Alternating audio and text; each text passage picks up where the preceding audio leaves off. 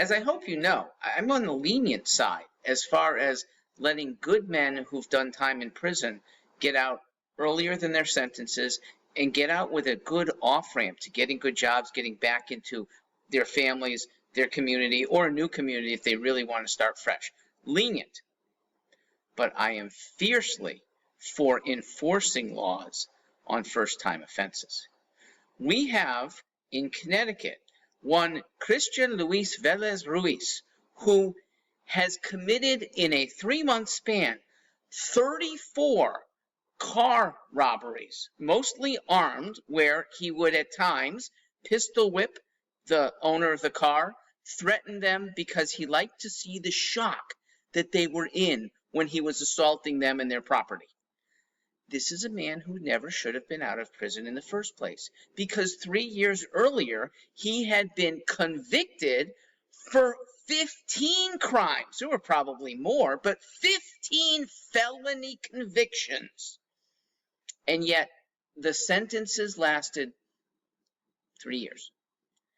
Somebody who has an even half-baked brain on parole, meaning parole officer, should know that this guy shouldn't have gotten out, or as soon as he did the single utterance of doing more crime, should be back either under deep surveillance or back in prison.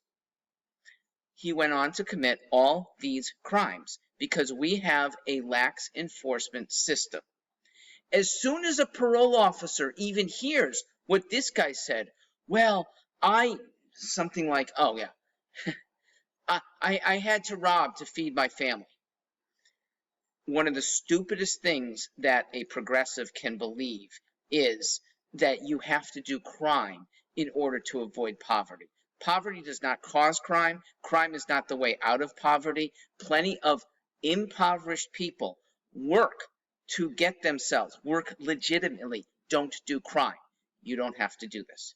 Now, most of you who listened know my partial solution to crime in Hartford, and that is hiring 400 more cops. $50 million will go a good way. And it's still not a complete solution. There's going to be still some criminality because the cops can't be everywhere, even with the community type of extra eyes that I'm looking for. They can't be everywhere. We get that. But then, after a first offense, with a true sentence that equals prison, not community service, they can be off the street.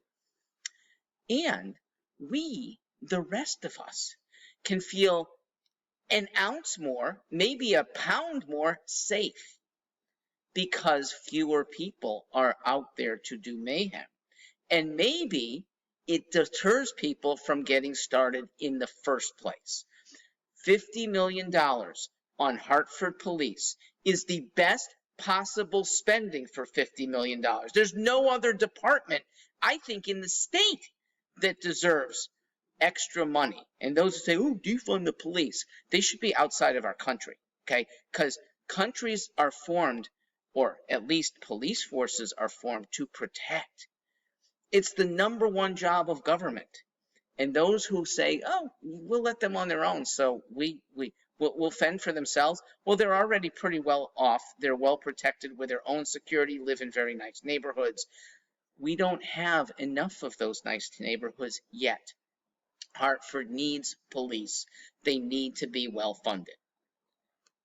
Why is there a relatively high rate of thefts and assaults in not just Hartford, but lots of cities? Well, because cities have less attached people. There are more single people who are untethered to their families, families that aren't even full families, father often not in the household. So without that sort of attachment to close people to rein you in, well, there goes one tether. Here's another. Those same single raised kids often are not raised with any church. And so there goes the 8th commandment, do not steal. It's not fervently pushed onto them. And schools are supposedly not even allowed to teach that, even when it's civics devoid of religion. Don't steal from others. Oh, that's not what we're supposed to teach. And instead they go teach Bulgarian poetry and lesbian dance studies. ladies and gentlemen, getting back to basics that includes civics and includes the goodness of families staying together for the sake of not only their children, okay, it's tough sometimes, but for the sake of their children growing up more wholesomely, and for the sake of everyone around you who don't want to see crazed kids who are looking to gangs instead of real employment, who are looking to street thefts instead of getting their jollies playing golf. We don't have enough of that. We should have basics, and with it, a safer city. The basics go back to enforcing little crimes. Shoplifting is a crime that could be prosecuted with some jail time. Throw the book at some people. Short time, hopefully, scare them straight. Racing in the street, endangering kids and scaring their parents and grandparents should be reined in as well. It is offensive to the community.